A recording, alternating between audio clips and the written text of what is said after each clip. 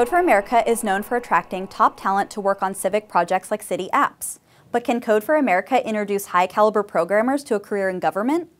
This year, 3 Code for America fellows were assigned to Louisville, Kentucky to help solve the city's problem of inoperable computer systems in criminal justice operations.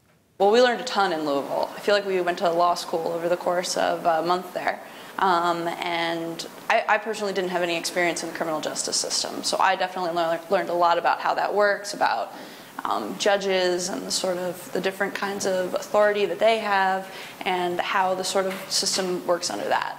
The people who we talked to and we observed, they essentially had much less luck about technology than people in private sector have. So sometimes they're using systems that they're decades old. They're using some databases that have never really been user tested, have never been kind of designed for people. Many of the defendants who are in jail are there because they do not show up to court when they're supposed to.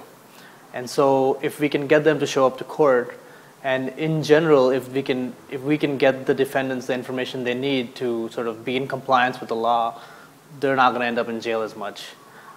So that's what we're kind of thinking. In terms of what Code for America can do is some sort of a system which will give defendants more information about where they are, what's the status of their case, and so on, and also just like reminders even to get them back into court.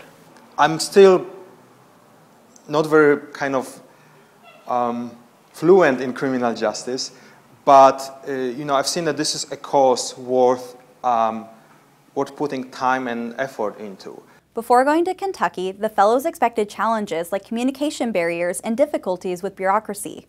Now that the fellows have spent a month working with Louisville officials, their views of government work have changed. For more on the Louisville Code for America fellows, check out this month's issue of Governing Magazine.